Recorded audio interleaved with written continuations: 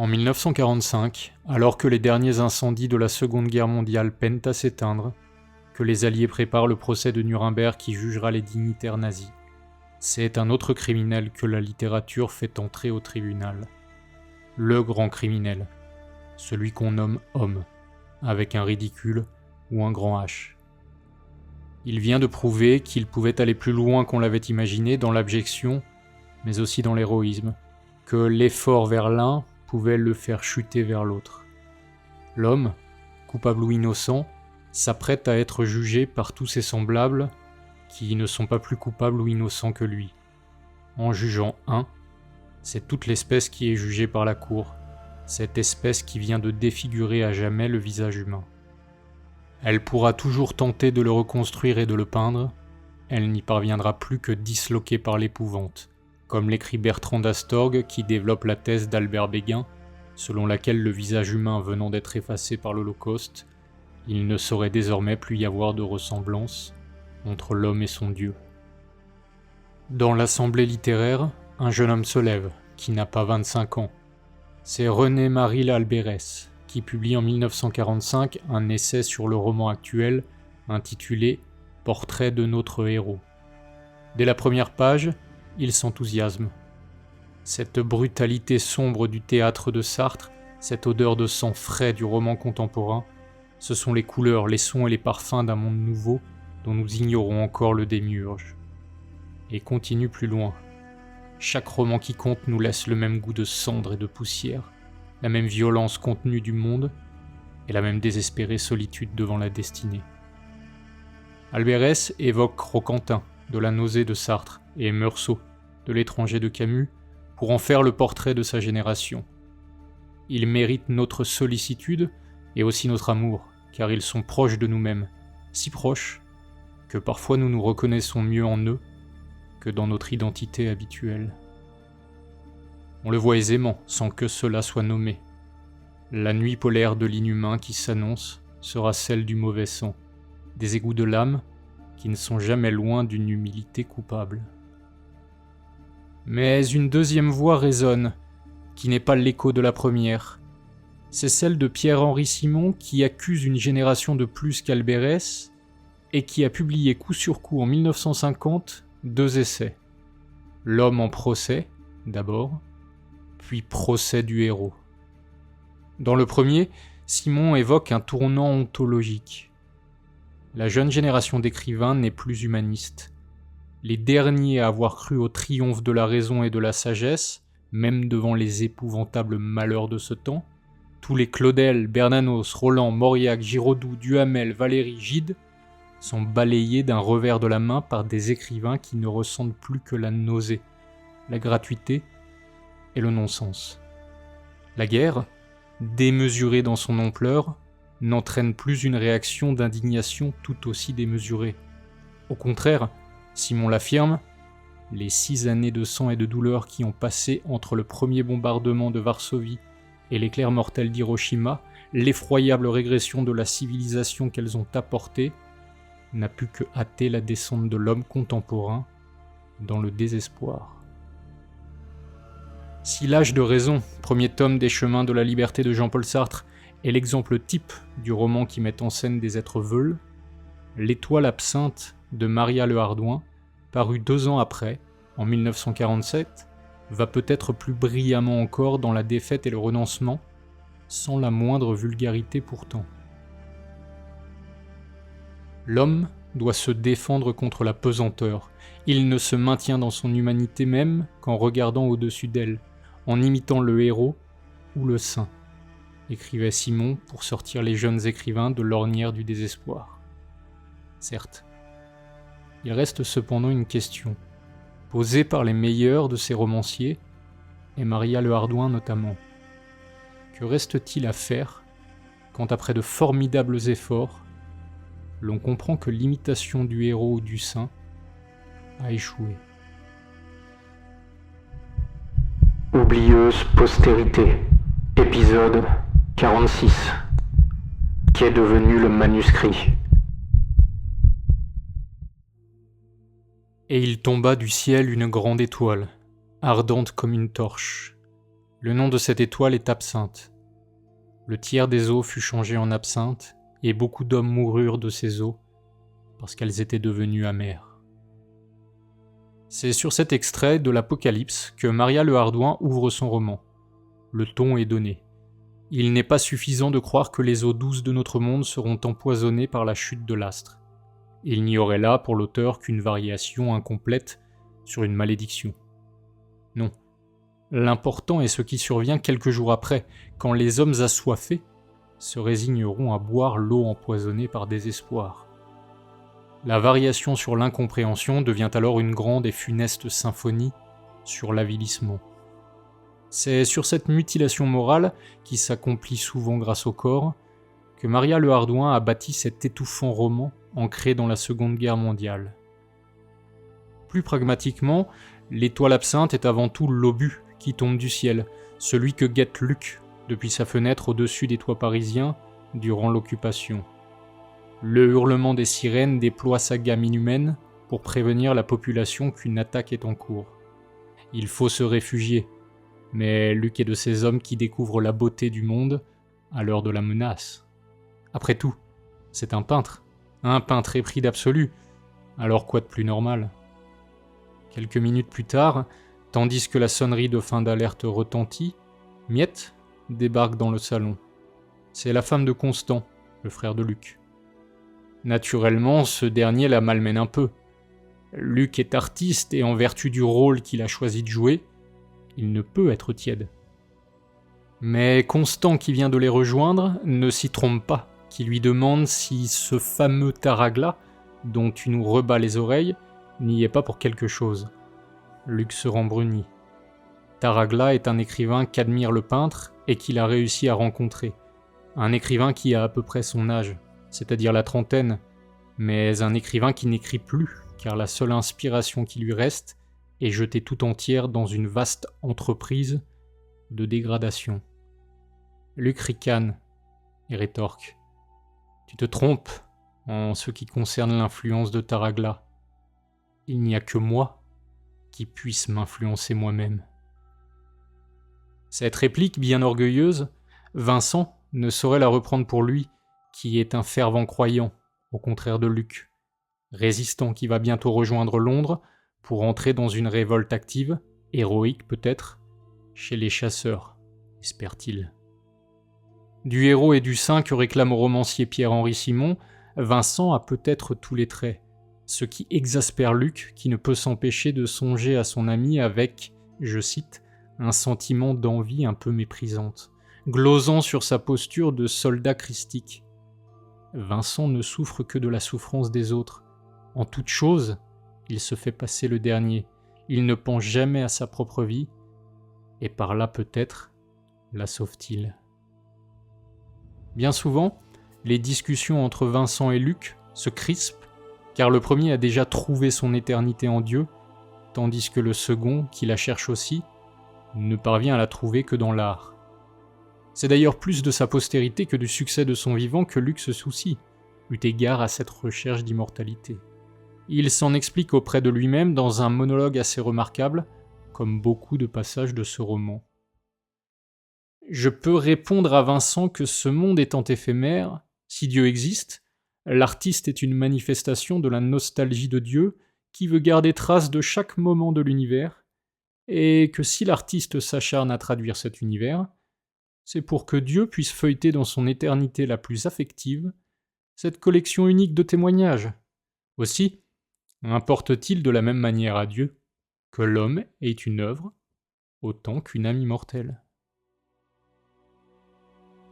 Bien sûr, tout cela n'est que fumisterie pour Vincent qui explique à Luc qu'il peut bien se convaincre qu'il ne trouvera jamais Dieu. Son âme lui est désignée d'avance. Mais Luc refuse cet état de fait bien trop accommodant. Il est bien plus du type sartrien que du premier type malrussien. Au désespoir, Luc ne peut se résoudre à se jeter tout entier dans l'action. L'art serait en effet une action suffisante pour déjouer le désespoir. D'ailleurs, tandis qu'il déambule dans Paris, saturé de réflexion, voilà que Maria Le Hardouin, d'une manière à peine voilée, jette son peintre dans le sillage du Roquentin de la Nausée, puis du Matthieu du sursis de Sartre. Luc continua sa marche par les allées plantées de marronniers et d'érables. Sa pensée revenait à son frère. « Et tu crois en ta liberté humaine ? Tu la considères comme ta dignité ? Mais tu serais incapable d'envisager avec calme d'arriver 5 minutes en retard à un rendez-vous. Je n'appelle pas ça être libre. » Avant d'aller plus loin dans la chute de l'étoile absinthe, sous ce ciel lourd qui devient verdâtre comme un visage épouvanté, il faut évoquer l'existence de Maria Le Hardouin. Elle est née Sabine Douthorn, à Genève en 1912, de parents français. Dès ses premières années, elle est victime d'un mal, la coxalgie, tuberculose de la hanche, qui l'envoie dans différents sanatoriums, dont celui de Berck, où elle n'est pas loin de croiser Jeanne Galzi, l'auteur des Allongés, qui a obtenu le prix féminin en 1923, prix que remportera aussi Maria Le Hardouin en 1949 pour La Dame de cœur. Son premier livre, Dialogue à un seul personnage, est publié en 1941, mais a été écrit vers 1930, à 18 ans. Il y est question de son existence romancée, à Berck, entre amour et maladie, ce qui la conduit nécessairement à la question capitale, la mort. La mort qui ne va jamais chez elle sans le néant et la rédemption, qui sont les premiers sous-thèmes métaphysiques de son œuvre. Dans La Voile noire, qui continue l'exploration de l'amour et de la mort chez une jeune femme malade, Anne, qui repousse l'opération de la dernière chance afin d'écrire un livre qui sera le bilan de son existence, un autre thème d'une importance capitale commence timidement à s'épanouir, celui de la soumission. Double soumission pour Anne, à sa mère, qui est une despote, et à son mari, qui serait plutôt un ange. Dans L'étoile absinthe, ce thème sera largement développé et produira parmi les plus belles et rudes pages de l'auteur. En 1944, elle donne une pièce de théâtre et un roman. Puisqu'elle a l'étoffe d'une auteure majeure, bien qu'elle n'apparaisse dans aucun essai critique d'envergure, même si elle est citée rapidement dans Le deuxième sexe de Simone de Beauvoir, pour ses rêveries masochistes et son refus de la passivité, elle ne se trompe ni dans les thèmes, ni d'ailleurs dans les titres de sa littérature.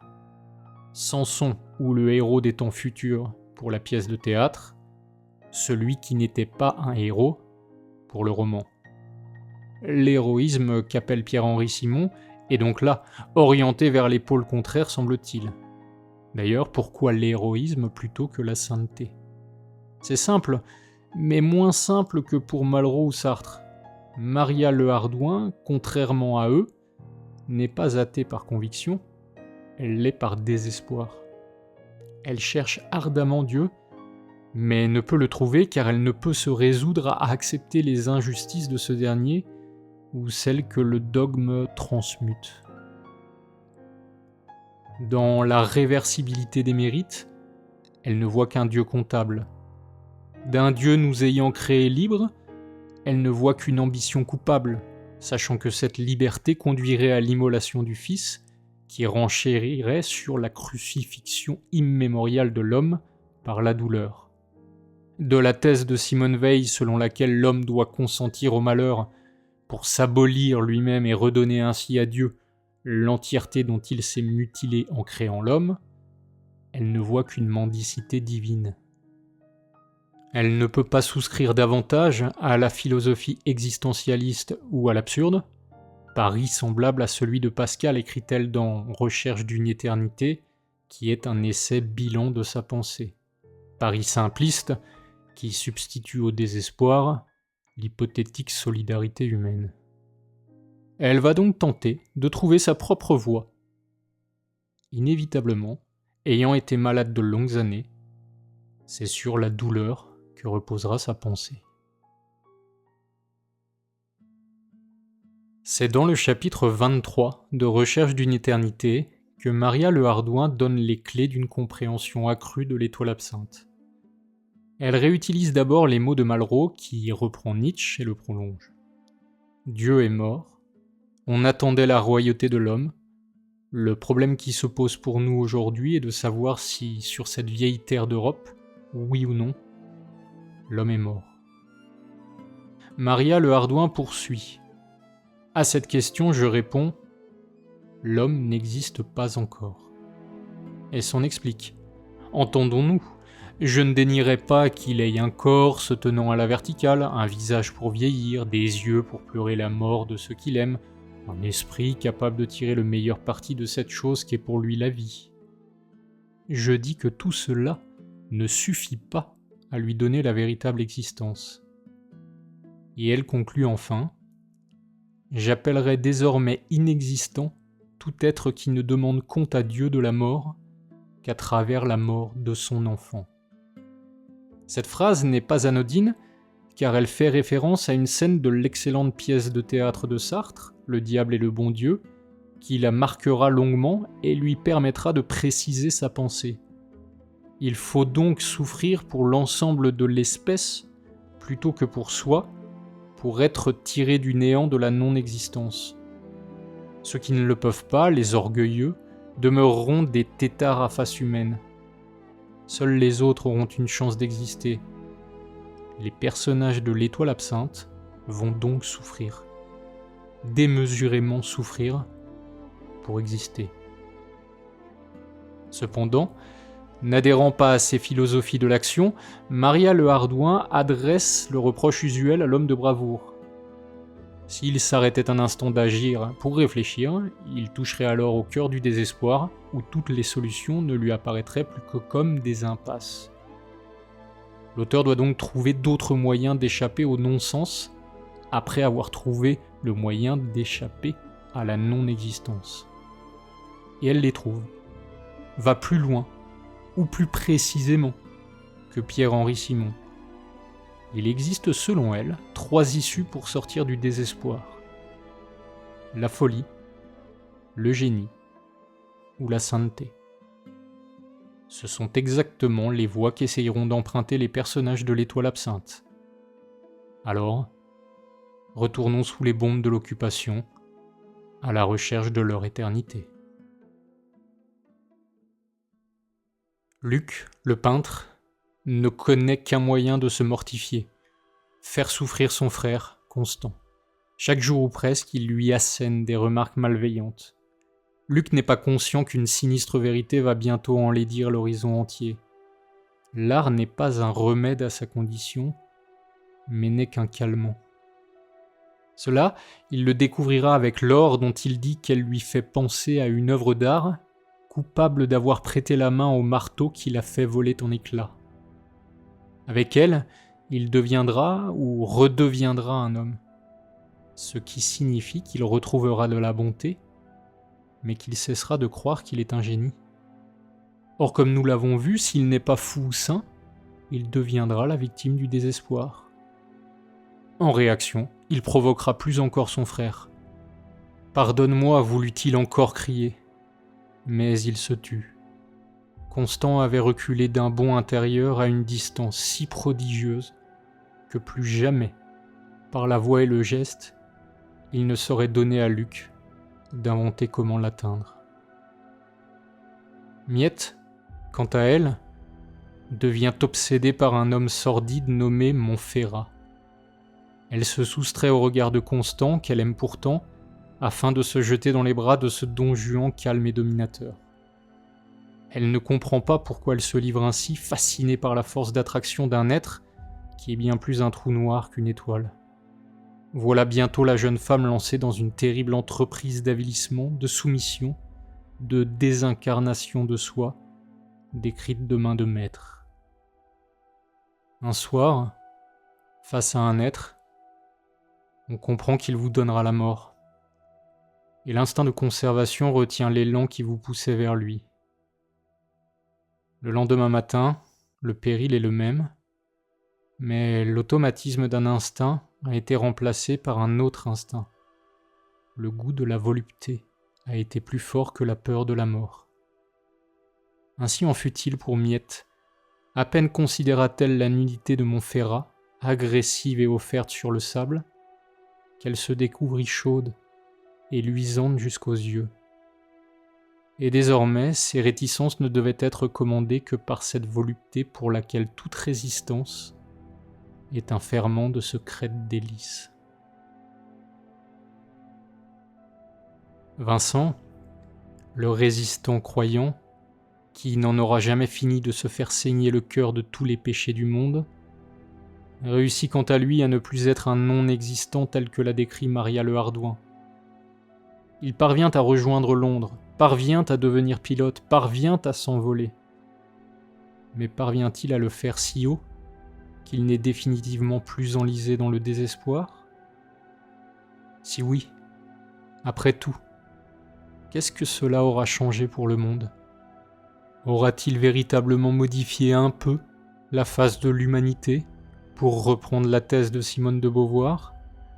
L'aura-t-il empêché de s'effacer, en touchant à l'héroïsme et à la sainteté ? Et que dire de Taragla, l'écrivain qu'admire Luc, qui n'est plus sorti de chez lui depuis des semaines, des mois, qui s'enlise peu à peu dans une relation servile où il donne les pleins pouvoirs sur son propre corps et sa propre demeure à un couple difforme, Lisa, l'obèse araignée, et Marcel, le Cro-Magnon du marché noir ? Que dire de cet homme qui veut expier un crime qu'il n'a commis que par procuration, et encore, et qui, comme l'odieux Daniel dans L'âge de raison de Jean-Paul Sartre, regarde son chat, regarde cet être qui lui accorde toute confiance, le regarde jusqu'à lui voler son regard, et peut-être plus encore, dans un ultime acte d'autodestruction digne des plus grands salauds, pour reprendre l'insulte favorite de l'auteur des Chemins de la Liberté. Taragla est un homme brisé qui ne parvient pas à toucher le fond de l'abîme, car avant cela se présentent la mort et la folie, c'est-à-dire la solitude des monstres. Le héros, le saint, le fou, le génie. Rien que des manifestations extrêmes, impossibles au commun du mortel. Rien que des archétypes littéraires excessifs qui tentent de répondre à l'excessivité de la Seconde Guerre mondiale. Rien qu'un cri qui résonne pour Maria Le Hardouin. « Seigneur, souvenez-vous que je n'ai demandé qu'une chose, pas même d'échapper à la souffrance et à la mort, mais seulement que vous existiez. » Cri pathétique auquel répond dans les ténèbres un ricanement. Ton éternité, c'est que tout recommence, avec, à chaque réapparition du remords, un détail qui t'accuse davantage. L'Étoile absinthe, s'il est évidemment un bon et peut-être un très bon roman, aurait pu être encore meilleur. Il est rare que l'on entende ce constat, mais il sied à ce livre. Long d'une centaine de pages supplémentaires, il aurait encore gagné en puissance. Il manque 2 éléments pour en faire une pièce remarquable. Un approfondissement du rôle de l'art dans l'existence de Luc, des réflexions sur son caractère sacré, d'un côté, et une plus grande prégnance du danger lié à la guerre, à la résistance et à l'occupation, d'un autre côté. Nous aurions alors eu un roman qui aurait osé rattacher l'homme à son environnement historique, ce qui manque sans doute pour en faire un frère du Voyage au bout de la nuit ou du Figuier maudit d'Antoine Giacometti. L'Étoile absinthe en est toutefois un proche parent. Il y a dans ce livre quelque chose de terrible qui a peut-être nui à sa compréhension par les lecteurs, écrivent Geneviève Génary, Vivien Herché et Jean Travier dans le livre hommage à Maria Le Hardouin qu'ils ont publié en 1981. Toutefois, si l'on en croit son éditeur, ce n'est pas avec ce livre que Maria Le Hardouin a atteint le sommet de son art. Non, c'est avec une tentative postérieure que je n'ai pas encore évoquée. Edmond Buchet, qui n'est guère connu pour son emphase et sa grandiloquence, écrit le 6 juin 1964 dans son journal. Maria Le Hardouin nous a confié son fameux manuscrit qu'elle appelle maintenant sans témoin favorable. Je crois que si elle parvenait à le débarrasser des citations pédantes, des morceaux de bravoure dont on la sent trop contente, Elle pourrait en faire une œuvre remarquable. Il continue, le 23 avril 1967. Maria Le Hardouin semble perdue. Elle a tenu à revoir M pour lui faire ses adieux et surtout pour lui confier son fameux manuscrit. Elle redoute que sa famille ne le détruise. Elle est toujours aussi affamée de gloire, même si celle-ci doit être posthume. La publication du manuscrit posera beaucoup de problèmes, tant moraux que juridiques. Il me semble que nous ne pourrons rien faire sans l'accord du mari, dont j'admire l'attitude, sans la comprendre tout à fait. Puis le 18 juin, moins d'un mois après le décès de l'auteur. Visite de Jean Viala, le mari de Maria Le Hardouin, au Vésinet, dimanche dernier. Nous parlons du beau et terrible manuscrit que laisse Maria Le Hardouin. Certes, beaucoup de personnes sont concernées, pour ne pas dire compromises, par ces confessions posthumes. J'insiste néanmoins sur l'intérêt de la publication. Je puis assurer que jamais Maria n'a écrit quelque chose d'aussi fort. Si l'on parvient à mettre de l'ordre dans ces pages qu'elle a laissées en vrac, je crois vraiment qu'elle serait susceptible de lui assurer la gloire qu'elle souhaitait avec tant d'ardeur. Enfin, le 3 novembre 1967, une dernière entrée dans le journal. Dans quelle mesure les ayants droit d'un écrivain décédé ont-ils le droit de s'opposer à la publication d'une œuvre posthume ? Je parle de droit moral, bien sûr. Je ressens la nécessité de prendre position à propos du remarquable manuscrit de Maria Le Hardouin, sans témoin favorable. J'écris donc ce qui suit à Jean Viala. Le manuscrit posthume de Maria me pose un problème à la fois personnel et professionnel, qu'il est de mon double devoir d'homme et d'éditeur de vous exposer. Le premier aspect de ce problème est la promesse faite à Maria de publier ce manuscrit auquel elle tenait si fortement. Ne pas le publier est quand même une sorte de trahison. Le deuxième aspect, le plus important sans doute, tient à la valeur même de l'œuvre, valeur à la fois humaine et littéraire. Il est incontestable qu'au point de vue de l'art, Maria n'a jamais rien écrit de meilleur et que, sans témoin favorable, me paraît susceptible de la placer à un rang dans l'histoire de la littérature qu'elle n'occupe pas et qu'elle n'occuperait jamais si l'œuvre n'était pas publiée. A-t-on le droit de lui refuser cette sorte d'immortalité ? A-t-on le droit de lui refuser cette sorte d'immortalité ? Où se cache le manuscrit ? Que contient-il de si remarquable et compromettant ?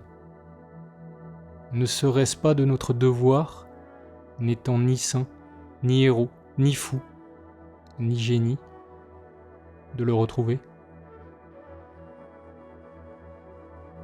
Toujours, j'ai senti venir à ma rencontre, du fond de l'avenir, quelque chose d'inexorablement grand, auquel je n'échapperai pas. Écrit Maria Le Hardouin à la dernière page de Recherche d'une éternité. Nous arrivons, Maria. Nous arrivons pour t'offrir enfin ton éternité.